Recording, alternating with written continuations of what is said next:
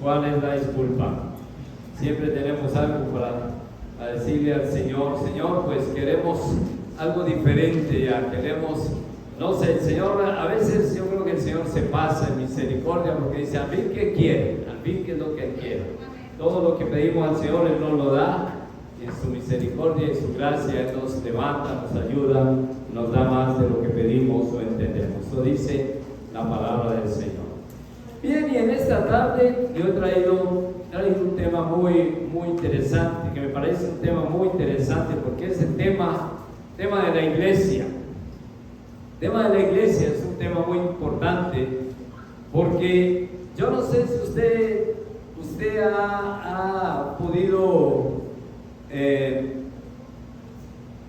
pensar un poco acerca de la iglesia, hermano. ¿Qué es la iglesia? ¿Qué significa la iglesia? ¿Por qué la iglesia? No sé si se ha puesto usted a pensar. ¿Por qué iglesia? ¿Qué tiene que ver la iglesia con el hombre? ¿Qué tiene que ver la iglesia con la humanidad? ¿Qué tiene que ver la iglesia con usted?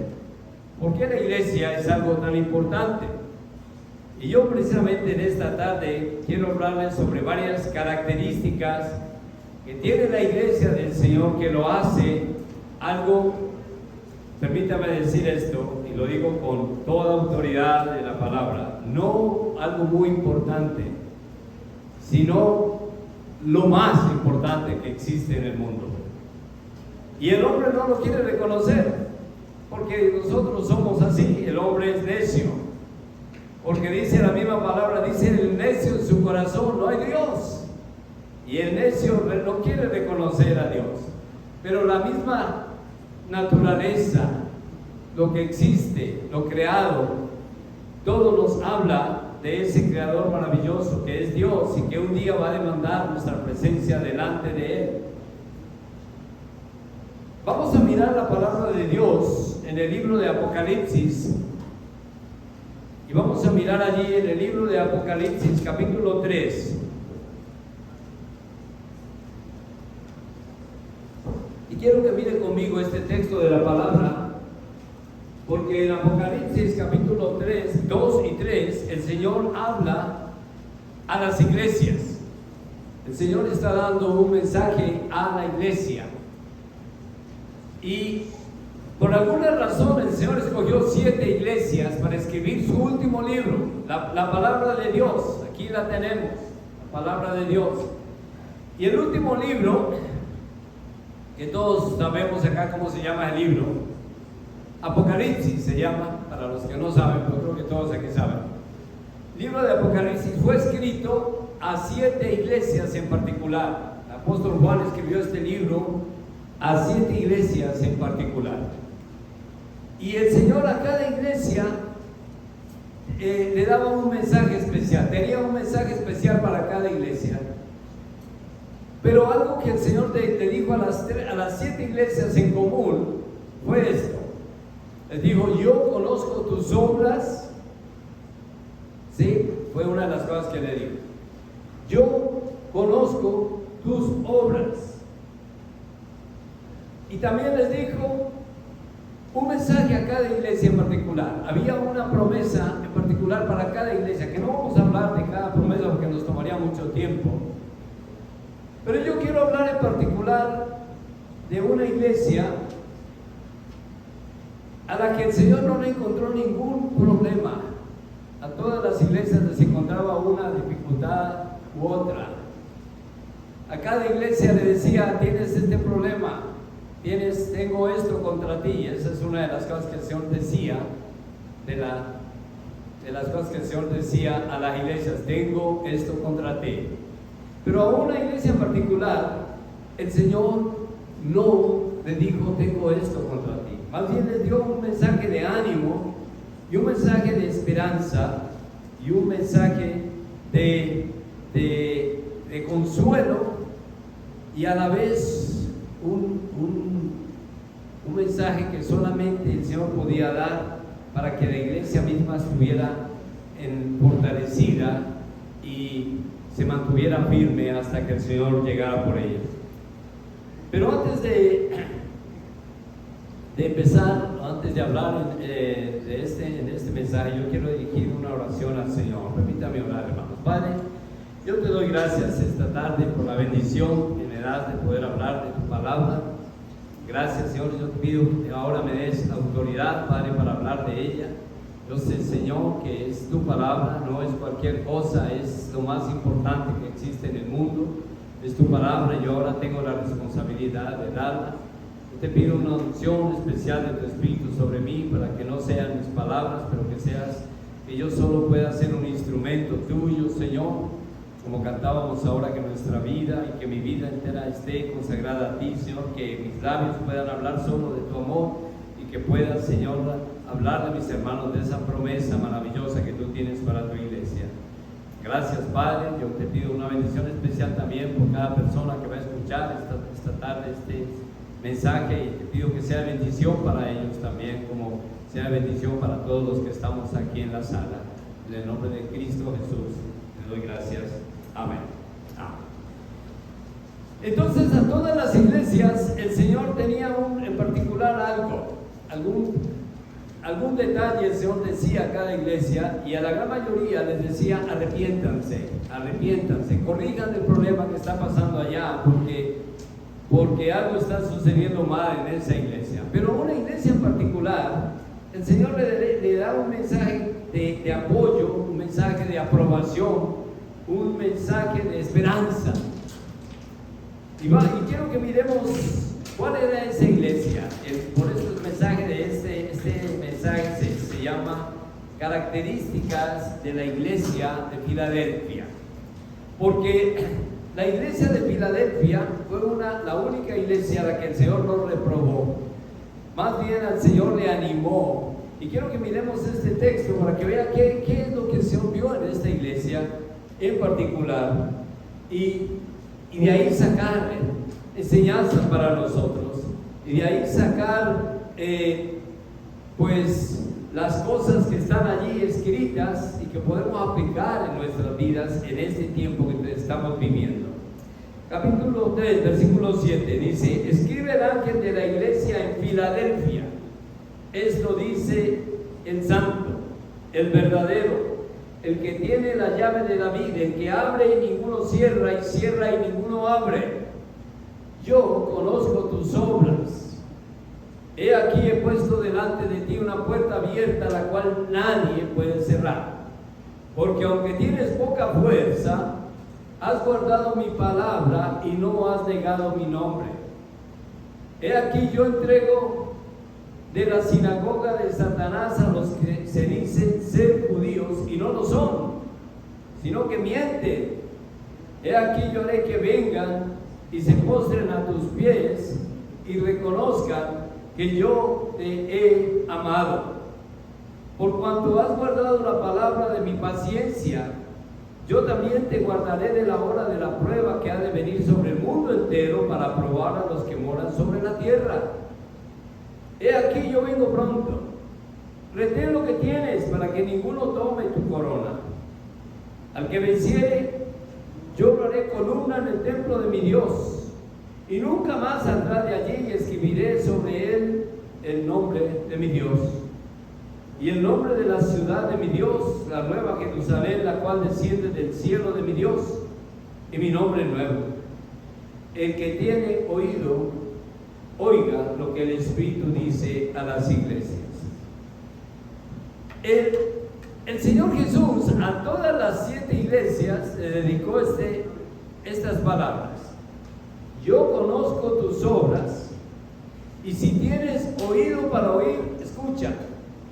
Yo no sé si usted ha podido dilucidar qué significa eso de que tiene oído para oír, pero eso es algo así como una advertencia. Tú has escuchado, ya sabes, no eres inocente, ya conoces. Así que si ya conoces, ya eres responsable y tienes oídos para oír y escuchas lo que yo te estoy hablando, ya eres responsable de esto que yo te estoy diciendo. Así que a cada iglesia tiene algo en particular para decirle. Y muchas iglesias no pasaron la prueba que el Señor decía. De hecho, las 6 iglesias estaban fallándole al Señor. Ahora lo que yo quiero hablarles un poquito acerca de lo que es la iglesia. Porque otra vez decimos, ¿qué tiene que ver la iglesia con usted y conmigo? ¿Qué tiene que ver eso? Pues tiene que ver todo. Porque Jesús fue el que estableció la iglesia. Cuando Jesús vino y estableció la iglesia, le dijo a Pedro: Pedro, tú eres Pedro, y sobre esta roca voy a edificar mi iglesia. Eso no quería decir que Jesús está edificando la iglesia sobre Pedro. Pedro iba a ser solamente un instrumento de Dios para edificar la iglesia, un instrumento que Dios utilizó a su tiempo, y que Pedro lo hizo muy bien en el día del Pentecostés, cuando predicó un sermón y más de 3,000 personas se convirtieron en un día. Yo creo que Pedro, uno de los evangelistas más eficientes, más prolíficos de la iglesia, porque no conozco muchos evangelistas que prediquen un sermón al aire libre y se conviertan o se bauticen ese mismo día 3,000 personas. Pero Pedro lo hizo. Pero eso no quiere decir que Pedro era el instrumento para edificar la iglesia, era la base de la iglesia, como yo he escuchado hoy en día en algunas partes donde dice que Pedro pues fue la piedra que el Señor escogió para edificar la iglesia, y por eso fue el primer papa. Yo no sé si usted ha escuchado eso. Usted pregunta a la iglesia católica y dice: sí, Pedro fue el primer papa. No existe la Biblia no dice eso. Muéstreme en la Biblia donde dice que Pedro fue un papa, y no dice. Entonces permítame estar en desacuerdo con los que tienen este punto, porque Jesús edificó la iglesia sobre Él mismo. Él dijo: yo voy a edificar mi iglesia, ¿sí? Y esa iglesia, las puertas del Hades, las puertas del mismo infierno no van a prevalecer contra ella. O sea, las mismas puertas del Hades no van a prevalecer contra la iglesia. Iba a ser una institución que iba a permanecer. Y de hecho, nosotros lo hemos comprobado. Pedro existió hace 2,000 años, pero yo quisiera ver a Pedro ahora mismo, viendo la iglesia cómo está. Y quisiera ver qué ojos pondría Pedro cuando vea la iglesia, lo que ocurrió con la iglesia. Porque lo que ha pasado con la iglesia estamos hablando de una institución que Jesús fundó y tiene más de 2,000 años de fundada, y existe y ahora existe más poderosa que antes, más poderosa. ¿Por qué? Porque está por todas partes, está por todo lugar. La iglesia se ha expandido por todo el mundo y es una institución poderosa que ha prevalecido sobre todos los reinos. Hay gente que se ha opuesto a la iglesia en todos los tiempos. Aquí habla de los judíos. A la iglesia de Filadelfia le dice que el Señor iba a entregar a unas personas que se llamaban judíos, pero el verdadero judío era el que podía y reconocía a Jesús, pero ellos no lo querían reconocer. Entonces el Señor también estaba en contra de ellos, porque los judíos fueron los primeros en oponerse a la iglesia. Interesantemente, si usted lee el Evangelio de Juan, el capítulo 1, dice que Jesús vino a los suyos primero, pero ellos no lo recibieron. Los primeros en tener el derecho a recibir a Jesús eran judíos, pero ellos no quisieron recibirlo, y por eso los judíos fueron los primeros en oponerse al reino de Dios. Obviamente hay muchos judíos que sí se convirtieron al Señor, y esa fue la iglesia de Jerusalén, pero hubo muchos también que se opusieron al Señor, como en todas partes. Pero la iglesia seguía, y los primeros enemigos fueron los judíos. Querían acabar con la iglesia, pero no pudieron. Y luego el Imperio Romano quiso acabar con la iglesia y no pudieron acabarla. Y luego vino gobierno tras gobierno, mundo, y todo el tiempo la iglesia ha tenido enemigos. Hay personas gobernantes que han decretado que la Biblia es un libro que no hay que leer, que están prohibidas de las Biblias en ciertos países. Pero la iglesia sigue creciendo en esos lugares. Y es interesante, en lugares como Rusia, como China, como países terriblemente cerrados al evangelio, es donde la iglesia está creciendo hoy en día más. Porque el hombre no puede detener eso, porque ¿quién es el dueño de la iglesia? No es el hombre, es Cristo el que está a cargo de la iglesia. Y Él vino y demostró por qué razón podía ser Él el que iba a liderar la iglesia, y que las mismas puertas del infierno no iban a permanecer y prevalecer contra ella, no iban a poder contra ella. Porque Él demostró. Cuando Jesús murió, pensaba la gente, bueno, ya nos quitamos este problema de encima. Los judíos que fueron los que primeros en hacer pues el arresto de Jesús y la muerte de Jesús, pues tuvo que ver mucho con el pueblo judío. Ellos fueron los primeros, ellos fueron prácticamente los que lo mataron. Pensaron que ya el cristianismo iba a desaparecer, que ya nadie iba a hablar más de Cristo, pero al contrario, al tercer día Jesús se levanta de la tumba y es el único de todos los seres humanos que han existido sobre la tierra. Es el único que ha muerto y resucitó y está vivo. No, y un amén muy grande, pero yo sé que Él está vivo. Él está vivo. Yo sé, porque es difícil creerlo. ¿Cómo puede alguien morir, resucitar y todavía estar vivo después de tanto tiempo? Porque Jesús resucitó muchos, varios, que yo recuerdo. Resucitó a Lázaro, el hijo de una viuda que había muerto, y varias personas resucitadas, pero ellos volvieron a morir otra vez. Lázaro resucitó, pero volvió a morir, y cualquier otro que haya resucitado por alguna de las obras del Señor a través de los profetas, o como haya sido, el Señor lo resucitó, pero ellos murieron otra vez. Pero Jesús murió y resucitó, y Él sigue vivo. Y ese es algo que nosotros tenemos que predicar, porque esa es la esencia del Evangelio. La esencia de lo que nosotros creemos. Si usted no cree que Jesús resucitó, entonces su fe es vana. Dice el apóstol Pablo, es un ser muy digno de lástima. Si usted cree que no cree que en la resurrección de Jesús, algo está fallando en su fe, porque esa es la base de que usted pueda tener una relación directa con Dios, creer en Jesús resucitado. Y evidentemente Jesús resucitó, porque otra vez digo, la iglesia sigue, y la iglesia va a seguir creciendo, poderosa. Jesús entonces le dirige esta carta a la iglesia de Filadelfia, porque ella merece el comentario que el Señor hizo de ella. ¿Y qué fue lo que la iglesia, qué era lo que la iglesia de Filadelfia tenía, que el Señor le apoyó tanto? Que el Señor le dijo, mira, tú eres esa iglesia en la que me complazco. Que el Señor no le dio ninguna queja, como le dijo a las otras, tengo esto contra ti, o esto contra ti, o esto contra ti. Por ejemplo, a algunas iglesias, el Señor le dijo, mira, hay mucha gente en tu iglesia, en esta iglesia que está tibia, ustedes están tibios, ojalá fueran fríos, fueran calientes, pero todos están tibios. A otros los digo, ustedes tienen una fama de que viven y que están muy bien, pero realmente están muertos, ustedes están muertos.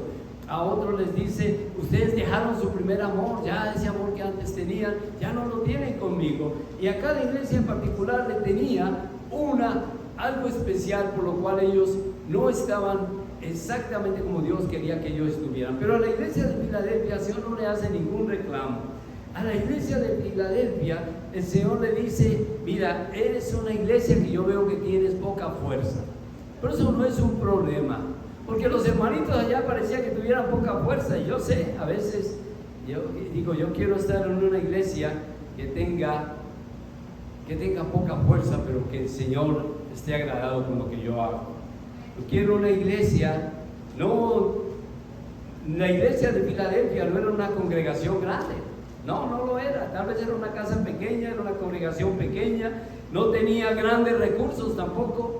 Una iglesia que de pronto lo estaban peleándose ahí para pagar los biles, que a veces no llegaban suficientes los recursos, porque la gran mayoría de los miembros de las iglesias al principio eran hermanos muy pobres que no tenían a veces ni con qué sobrevivir, pues tampoco tenían mucho para compartir, pero siempre había abundancia en la iglesia, siempre había lo necesario.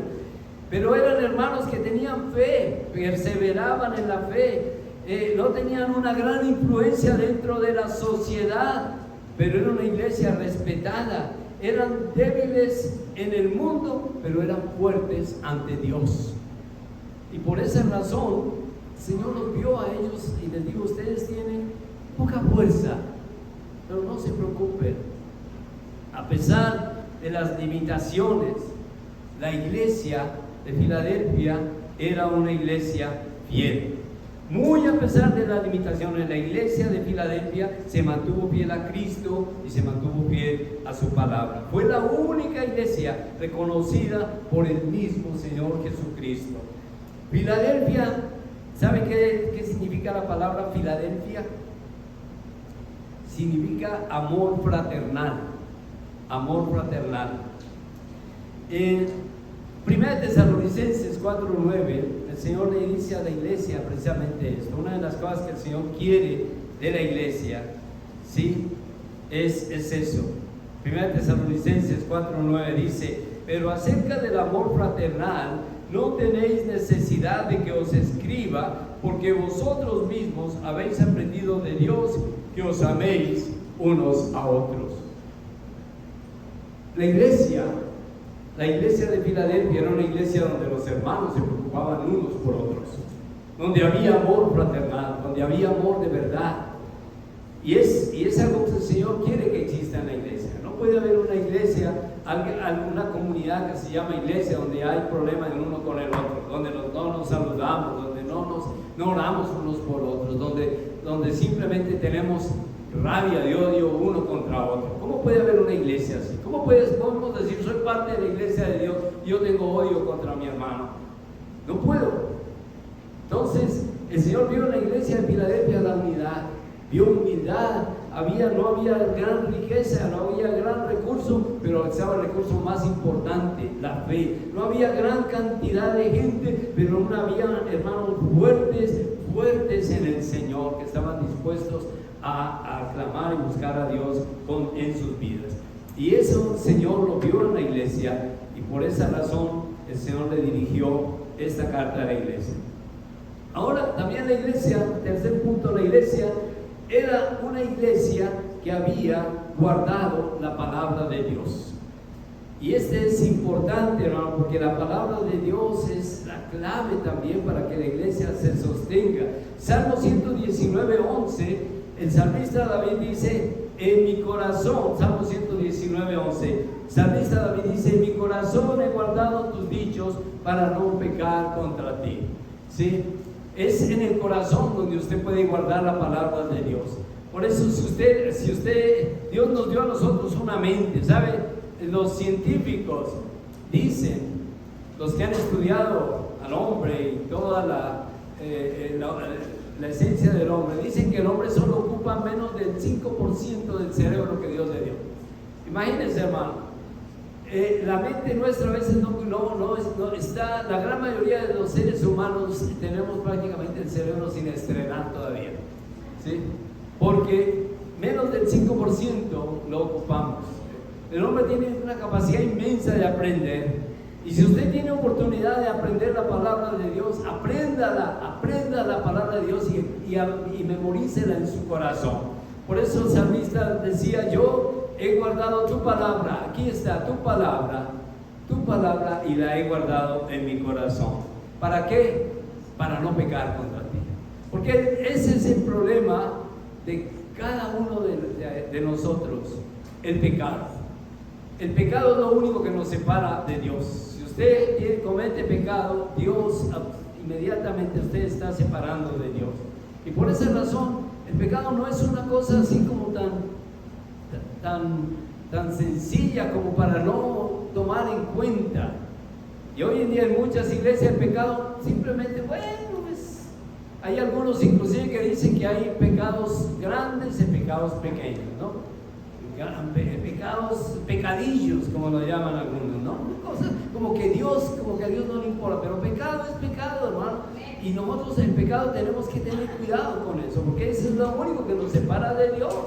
Y separados de Dios, acuérdense, nada podemos hacer. El Señor Jesús dijo eso: separados de Dios nada podemos hacer. Así que tengamos cuidado cómo está nuestra relación con Dios, cómo es que estamos manejando eso, porque acuérdense que si usted va a los cielos mismo y se queda allá donde nadie aparentemente lo está viendo, pero está haciendo algo incorrecto, Dios sí lo está viendo.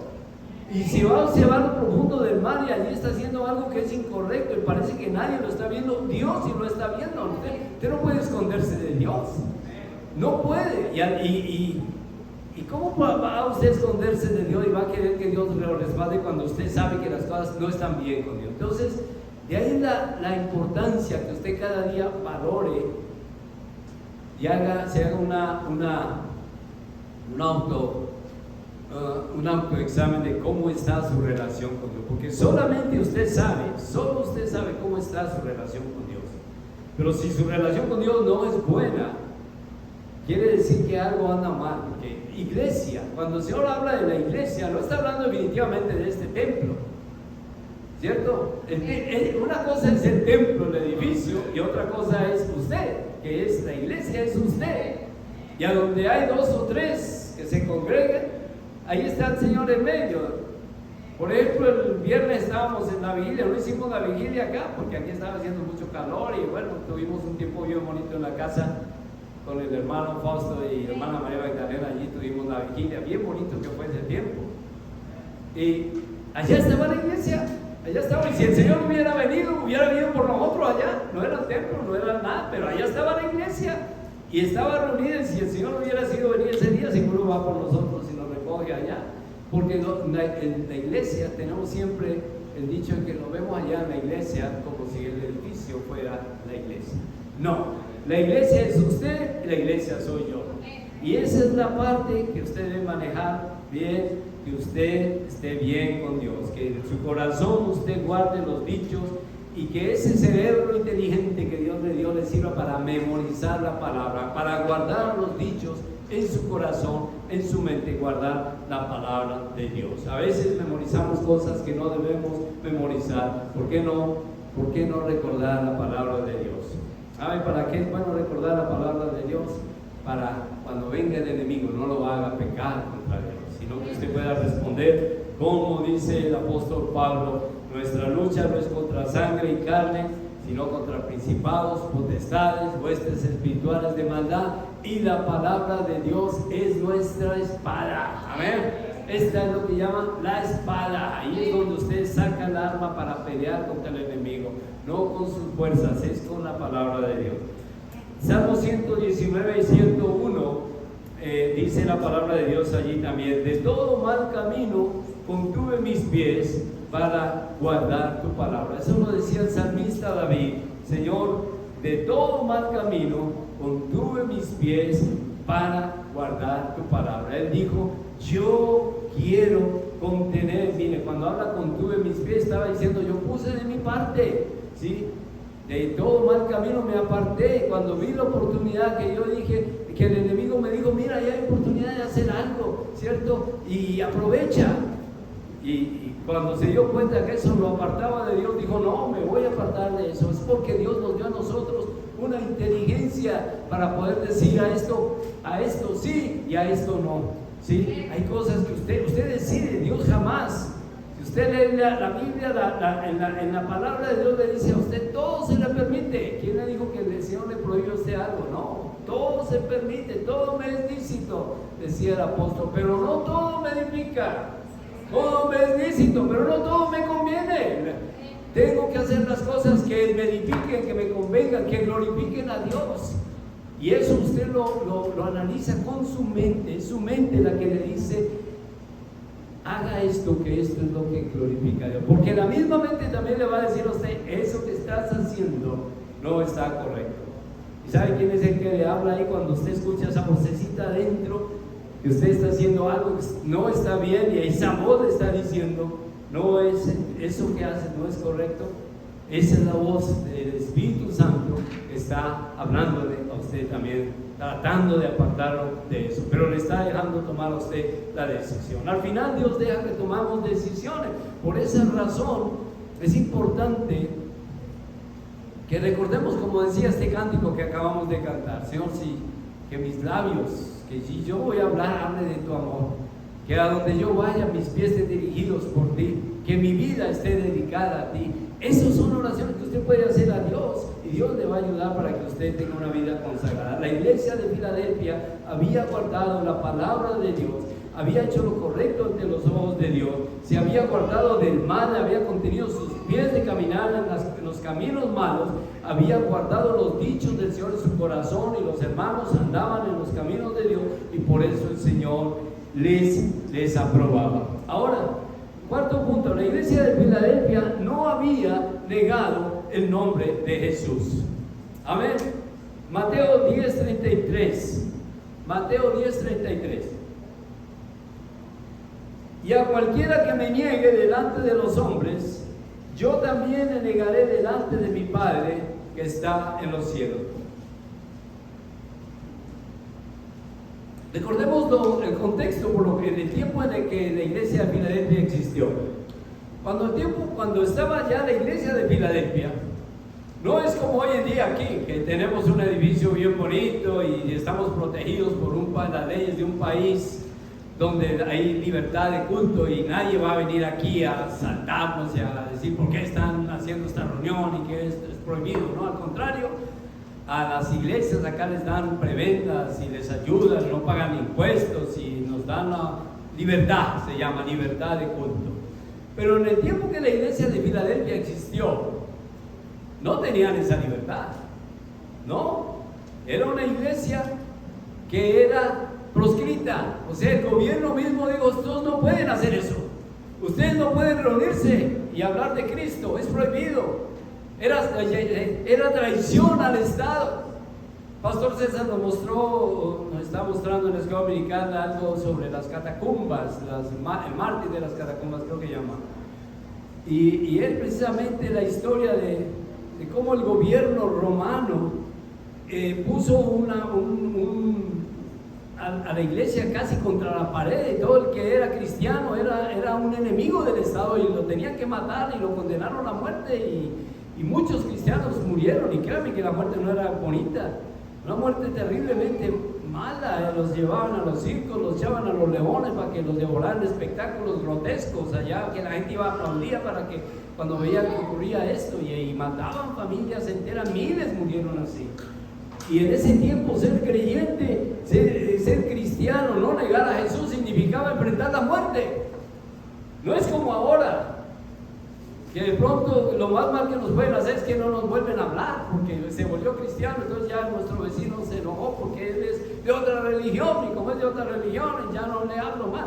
Tal vez lo más malo que nos puede pasar. En algunos lugares depende del lugar, pero hay lugares todavía, y me gusta ese ministerio que tenemos de enviar Biblias a un país donde no se puede leer la Biblia, como Pakistán. Pakistán es prohibido que vendan Biblias. Las Biblias que dan se imprimen en otros países y se entregan prácticamente de contrabando a las personas que quieran una Biblia, porque allá no va a encontrar Biblia en una librería para vender, no existe eso.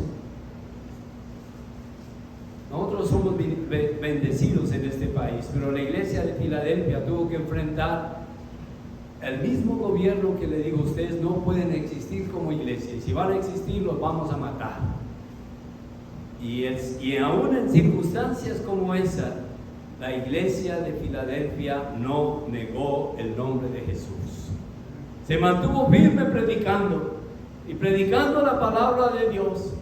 No importa que aún sobre la misma muerte, muchos tuvieron que morir. No sé cuántos martes tuvo la iglesia de Filadelfia, pero yo creo que fueron muchos, y no solo esa iglesia, porque en muchas iglesias habían creyentes buenos, no todas las iglesias, no todas las congregaciones tenían gente mala, muchos tenían gente buena, diferentes, en la iglesia de Corinto, en la iglesia de Gálatas, de Galacia, en la iglesia de Tesalonicenses, los filipenses y las otras iglesias que existían en toda Asia, en toda Europa se llenó la palabra de Dios. Había creyentes muy buenos que predicaban la palabra de Dios, que no les daba miedo predicar. Pero lo que quiero hacer énfasis era que a cualquiera que tomaran y escucharan predicando la palabra de Dios, esa persona estaba prácticamente condenada a muerte por cuenta del gobierno mismo que había prohibido la iglesia cristiana.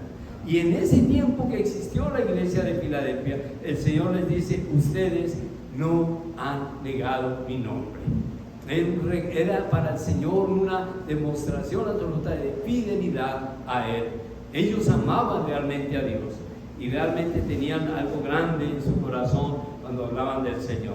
Lucas 2, del 8 al 9, Dice allí la palabra de Dios, Lucas 12, del 8 al 9. Lucas 12, del 8 al 9. Os digo que todo aquel que me confesare delante de los hombres, también el Hijo del Hombre le confesará delante de los ángeles de Dios. Mas el que me negare delante de los hombres, será negado delante de los ángeles de Dios. El Señor Jesús está hablando también acerca de aquellos que estaban negando al Señor. Ellos iban a ser rechazados también por el Señor. Si Dios nos amó tanto, Jesús mismo no nos negó a nosotros, ¿por qué nosotros lo vamos a negar a Él? ¿Por qué vamos a hacerlo a un lado de nuestra vida? Cuando nos ha traído tanto bien. Porque, hermano, nadie ha hecho tanto bien al mundo como la iglesia. Yo no me puedo imaginar este mundo sin la iglesia del Señor. No lo puedo imaginar. Si la iglesia del Señor no existiera, este mundo, como dice la palabra, no tendría sabor, no tendría luz. Porque el Señor dijo a la iglesia: ustedes son la sal de la tierra. La sal es lo que pone sabor. Haga usted el plato más sabroso que sabe hacer usted en la cocina, pero no le ponga sal. Hágalo y verá que le sabe. No tiene ganas de comerlo. ¿Por qué? Porque la sal le pone sabor, y eso es lo que el Señor habla de la iglesia, de usted y de mí. Ustedes son la sal de la tierra, ¿sí? Ustedes son la luz. ¿Qué pasaría si todo lo que... cuando usted se levantara por la mañana, que en la noche apaga la luz, se queda todo bien oscuro? Pero ¿qué pasaría si no saliera la luz del sol? Si todo estuviera oscuro todo el tiempo, ¿qué pasaría?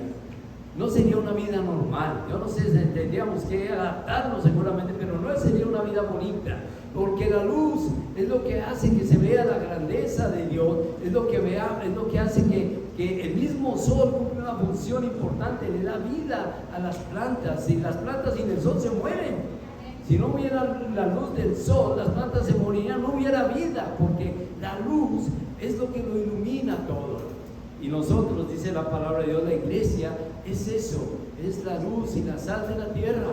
Y ahí que sea algo tan importante. Yo sé que el hombre no la considera así, y yo sé que hay muchos que se ríen de la iglesia y piensan pues que la iglesia no es algo tan importante. Yo he escuchado mucha gente que dice: la iglesia no es para mí, la iglesia no es para mí, pero al final tendrá que darle cuenta a Dios.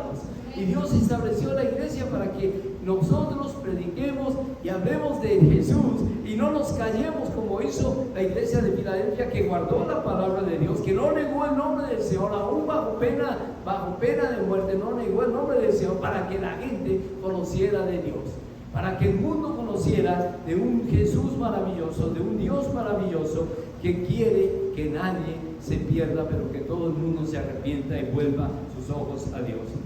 Y como punto quinto y último punto, la iglesia de Filadelfia era una iglesia a la que Jesús le tenía preparada una gran recompensa. Y esa parte es la que me gusta a mí más. Primero porque hasta el día de hoy, yo no sé, pero de algo que yo no me he arrepentido nunca, es de haber llegado al Señor y aceptarlo en mi corazón, de formar parte de la iglesia. Porque ¿cómo hace usted para ser parte de la iglesia? ¿Sí? Pues solamente aceptando a Jesús. Señor, entra a mi corazón, pero antes de eso debe arrepentirse. Y arrepentimiento es tener un dolor sincero en su corazón por haber ofendido a Dios.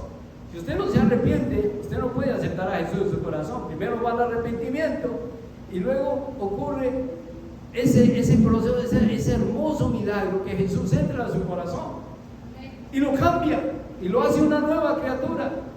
Y de eso yo nunca me he arrepentido, de haber aceptado al Señor en mi vida, porque Él me cambió, hizo de mí alguien que yo no valía nada, pero el Señor me cambió y ahora soy alguien precioso para Él.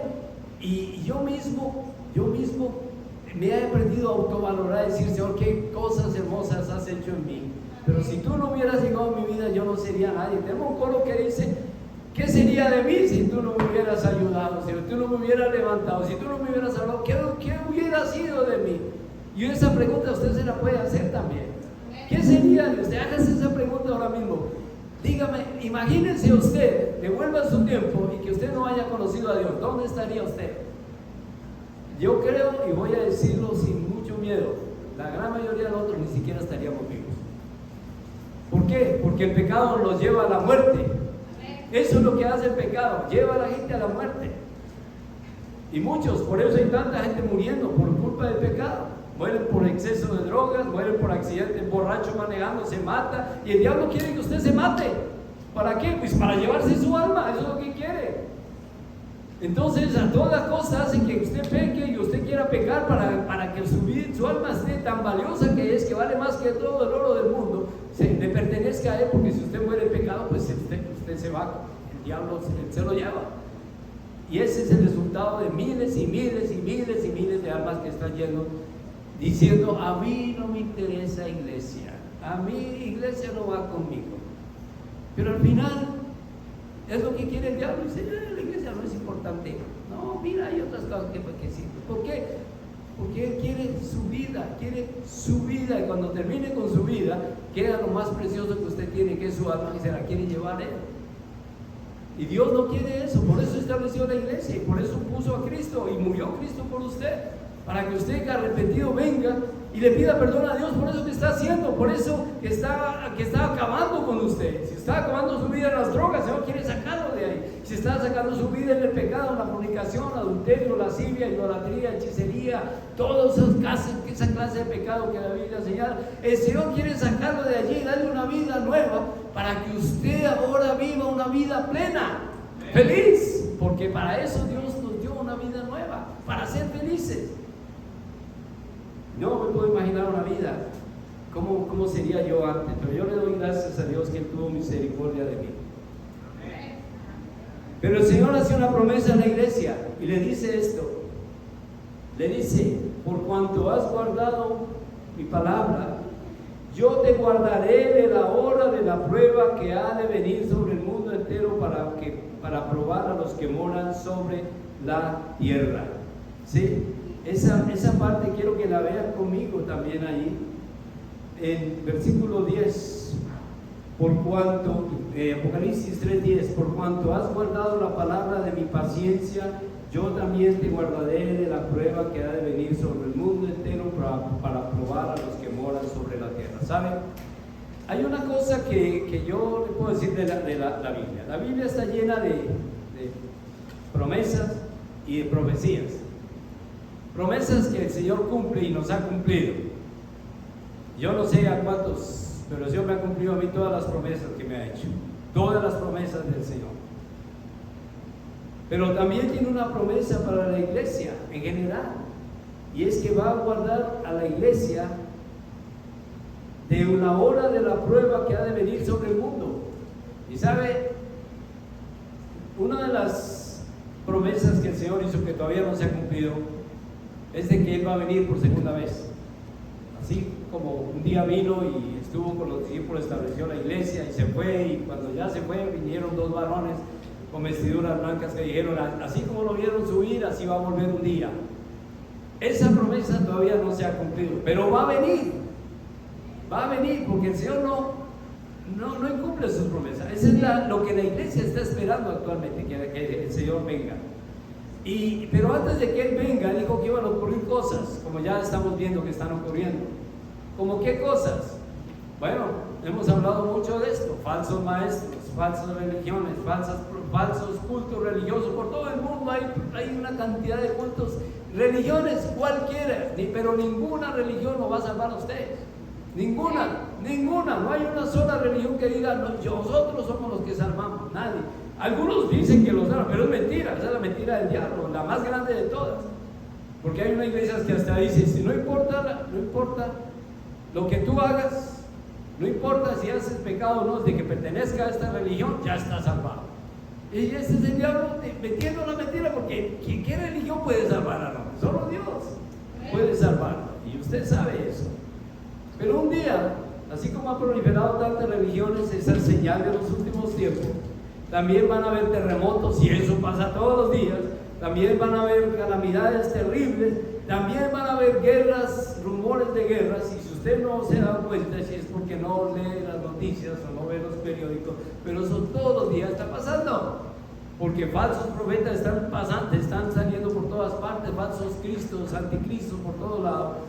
Estos son señales evidentes de que el Señor está más cerca que nunca. Pero cuando Él venga, cuando Jesús venga, antes de venir, un poquito antes de venir, o en el mismo momento de que esto va a empezar a suceder, el Señor Jesús va a venir por la iglesia. Va a venir por la iglesia. Y por esa razón, Él dice: yo te voy a guardar del día de la prueba.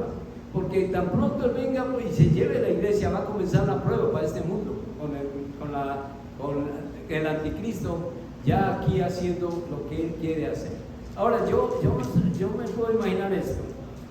Si el mundo es como está hoy en día, imagínense, si el mundo existe como existe hoy en día y la maldad se ha multiplicado y tantas cosas horribles están pasando y todavía la iglesia está aquí, imagínense cuando ya la iglesia no esté y lo que va a quedar, no va a quedar nada muy bueno, solo el anticristo haciendo las cosas bien malas, bien. Por eso el Señor prometió guardar a la iglesia de ese tiempo que va a pasar, que lo llama el Señor el día de la prueba. Ese es algo que el Señor quiere evitarle a la iglesia, que la iglesia se vaya con el Señor antes de que este mundo, el anticristo, tome control de él.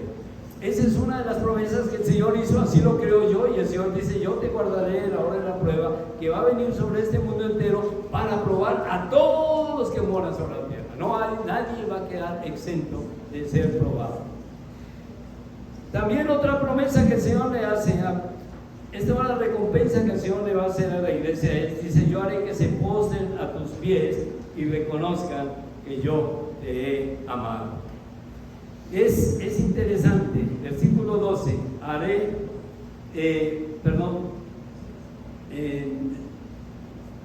aquí encontramos el versículo 11: he aquí yo vengo pronto, retén lo que tienes, para que ninguno tome tu corona, y al que venciere yo le haré columna en el templo de Dios, y nunca más saldrá de allí, y escribiré sobre él el nombre de Dios. Es importante entonces que recordemos que el Señor nos va a dar a nosotros la bendición inmensa de un reconocimiento que la gente va a decir. Muchos, hay una parábola en la Biblia, y yo no diría una parábola, sino una historia triste, de un hombre que tenía mucho y otro que tenía muy poco, y hacía grandes banquetes, y ambos murieron. Y este hombre rico, como él tenía mucho, pensaba que sus riquezas lo iban a salvar, porque de pronto daba ofrendas a sus iglesias, lo que sea. Pero lo cierto es que aquel hombre se condenó, y el otro se salvó. No que se haya salvado por ser pobre, pero porque tenía a Jesús en su corazón. Y el otro se condenó porque confió solo en su riqueza. Pero aquel hombre, en medio de la condenación, él le decía a Dios, le decía: Padre Abraham, por favor, manda a alguien que vaya y le diga a mi familia lo que es esto aquí, porque ellos están haciendo lo mismo que yo sé. Y si alguien va y les cuenta y les dice lo que está pasando aquí, ellos van a creer y no van a venir, compadre, y no van a encontrar lo que yo encontré aquí tan malo, porque él estaba en la condenación ya. Y el Señor le dijo: no, allá tienen la iglesia, tienen los pastores, ya tienen los líderes, que les prediquen ellos, que busquen a Dios allá. Dice: no, pero si alguien viene, si manda a Lázaro, que ellos lo conocen, él les va a convencer. Y si ni siquiera yendo Lázaro allá van a creer. En un sentido, hay muchísima gente que quisiera arrepentirse ahora, buscar el arrepentimiento, pero no pueden, porque ya pasaron el umbral de la muerte. Llegó el momento que murieron, y después de la muerte ya no hay esperanza. Hay iglesias que dicen que usted puede hacer un montón de penitencia por almas y todo esto, y que esas almas van a salir del purgatorio, y que luego, después de muchos años de estar en el purgatorio, van a ir al cielo porque usted está rezando por él. Pero permítame decirle, hermano, nada de eso está aquí en la Biblia. Y lo que no está en la Biblia, yo tengo que decir: desconfíe, Porque la única palabra, lo único verdadero que tenemos de Dios es la palabra de Dios. No hay otra cosa más importante que la Biblia. Y si usted no cree en la palabra de Dios, y si usted no pone en práctica la palabra de Dios, usted va a estar en problemas entonces cuando el Señor llegue a su vida. Otra de las promesas que el Señor le dice entonces es: he aquí yo vengo pronto, y al que venciere le haré columna del templo de mi Dios, y nunca más saldrá de allí.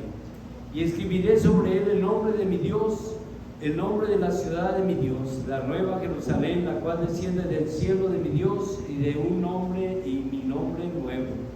El que tiene oído, oiga lo que el Espíritu dice a las iglesias. Hay una gran promesa del Señor para la iglesia de Filadelfia.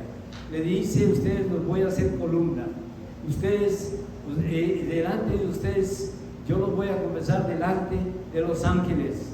La gente misma le va a dar un reconocimiento a ustedes. En otras palabras, no era una iglesita así pequeña. Pronto la iglesia de Filadelfia era una iglesita pequeña, pero era una iglesia poderosa del Señor.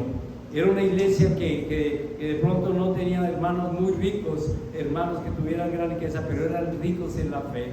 Eran hermanos que realmente estaban dispuestos a no negar el nombre del Señor, no importa lo que pasara. Y yo quiero terminar leyéndoles lo que dice Apocalipsis 3:20, porque esa es una invitación que el Señor está haciendo a todas las iglesias, no solamente a la iglesia de Filadelfia, pero a la iglesia de Sardis, de Tiatira, a la iglesia de Odisea, de Pérgamo, de Esmirna, de Éfeso, todas las iglesias a las que el Señor les dirigió la carta. Les dice estas palabras, les dice: yo estoy a la puerta y llamo. Apocalipsis 3:20, yo estoy a la puerta y llamo. Si alguno oye mi voz y abre la puerta, entraré a él y cenaré con él y él conmigo.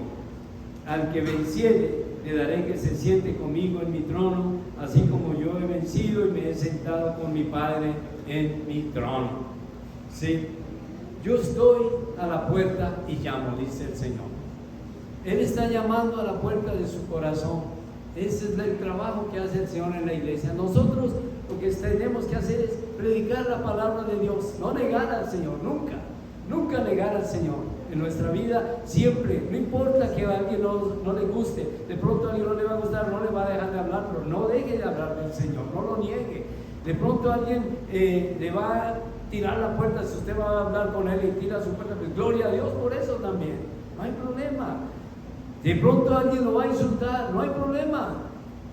Yo me acuerdo cuando mi esposa y yo nos casamos y nos fuimos a atender una pequeña congregación a un lugar allí. Había nacido nuestro pequeño hijo Julián, tenía unos mesecitos, y le compramos una cuna bien bonita y la pusimos allí. Y era como a 1 o 2 de la mañana y sentimos que todos los cristales de las ventanas se rompieron, todos estaban rotos y los niños cayeron a la cuna del niño y casi lo cortan. Y era la gente que no quería que estuviéramos allí predicando la palabra. Habían mandado gente a romper los vidrios y tirar avisos diciendo: no queremos gente que venga a hablar aquí evangelio, no queremos eso. Y así era. Y hubo mucho tiempo donde tuvimos que pensar: bueno, si seguimos aquí o nos vamos de acá, ¿qué hacemos? Pero tuvimos que seguir, y seguimos, y el Señor nos dio siempre la victoria. Pero eso no es nada comparado con lo que otros hermanos están pasando. Otros hermanos están escondidos porque lo están persiguiendo para matarlos por ser creyentes, porque han creído en el Señor, y ahora el Señor ha cambiado sus vidas, pero a eso les ha traído persecución y les ha traído terribles problemas. Pero es más los beneficios que el Señor nos ha traído que las persecuciones. Fue más, siempre que mire usted algo como eso, siempre recuerde que al Señor le hicieron mucho más que lo que nos hicieron a nosotros. Muchísimo más. Él no nos pide un precio que Él ya no haya pagado antes. Él ya pagó un precio más alto, que la muerte de Jesús fue una muerte terrible en la cruz, una muerte con un sufrimiento que va más allá de lo que nosotros nos podemos siquiera imaginar. Y eso lo hizo Él por usted y por mí, por la iglesia. Como Él dijo: voy a edificar mi iglesia, y lo único que quiero es que mi iglesia sea fiel como esta iglesia Filadelfia, que mantenga firme, y yo voy a estar con ustedes, porque son muchos más los beneficios que yo te voy a traer que las persecuciones que vas a tener. Y lo más importante, hermano, cuando el Señor venga por usted, lo que nos espera ya en el reino de Dios va a ser más allá de lo que siquiera podemos imaginarnos. Porque aquí yo veo que ahora este país está persiguiendo a los que no son ciudadanos, ¿no? A todos los está persiguiendo y los quiere meter a cárcel y es una cosa terrible. No importa, al fin y al cabo este país es un país que va a durar poquito en nuestras vidas. No sé cuánto tiempo lo tenga usted aquí el Señor, 10, 20, 30, 40 años, pero un día usted va a tener una ciudadanía en un lugar donde usted se va a sentar al lado del rey.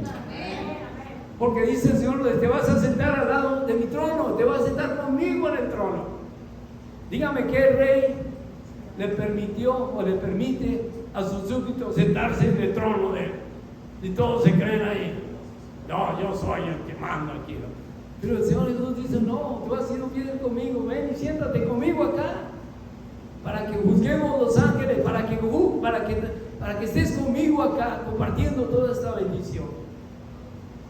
Y eso es lo que a veces no entendemos, hermano. La vida nuestra acá es muy pasajera, pero lo que nos espera en la eternidad va más allá. Y eso es lo que los hermanos de Filadelfia sí entendieron. Ellos dijeron, no importa lo que me hagan acá, yo me voy con el Señor y no importa si me tenga que morir, el Señor está conmigo porque mi galardón está con el Señor siempre. Y el Señor me cambió, me dio una vida nueva, me dio una vida perfecta, me cambió, me quitó esa amargura que yo tenía en mi vida, ese odio que había en mi corazón, cambió mi vida, me quitó ese vicio horrible que yo tenía, esa maldición que yo tenía de que yo no me podía controlar mis palabras, todo me hizo nuevo. ¿Cómo no lo voy a glorificar? ¿Cómo no le voy a dar honra y gloria a Él que me dio una vida nueva acá y una gloria y en la eternidad me está esperando algo tan maravilloso que es el reino de Dios? Pero para eso el Señor quiere vernos fieles. Para eso el Señor quiere que le demostremos a Él que nosotros realmente hemos cambiado. Y solamente usted le puede demostrar a Dios eso. Yo no sé hasta qué punto usted de verdad no está tomando en serio a Dios, pero es la hora de empezar a tomar en serio las cosas del Señor. Padre, yo te doy gracias por tu palabra en esta tarde, te doy gracias por cada uno de los hermanos que han escuchado. Yo te pido que uses este sencillo sermón para bendecir a otros, como nos has bendecido a nosotros esta tarde. Y yo te doy gracias, Padre Santo, que nos hagas, que nos permitas ser como la iglesia de Filadelfia, una iglesia de la cual tú te sentías orgulloso, una iglesia de la cual tú le prometiste guardarnos, Señor, de la hora de la prueba, una iglesia de la cual tú le prometiste un cambio maravilloso, Señor, en sus vidas, una iglesia que prometiste respaldarla con tu presencia siempre. Y gracias, Padre, porque eso es lo que hemos sentido con nosotros en nuestra iglesia, hemos sentido un respaldo permanente. No ha habido un día que no sintamos tu presencia, Señor. No ha habido un solo día que tu gracia y tu amor no esté con nosotros. No ha habido un solo día, Padre Santo, donde tu amor y tu gracia y tu misericordia no sean suficientes para sostenernos, mantenernos, y ayudarnos, y levantarnos, y cuidarnos, y darnos todo lo que necesitamos para continuar. Ayúdanos a ser fieles y permanecer fieles hasta el último día, guardando en nuestro corazón tu palabra, manteniendo nuestros pies firmes en tu palabra y siendo fieles a ti, Señor, no negando tu nombre. Te damos gracias, Padre, en el nombre de Cristo Jesús. Amén.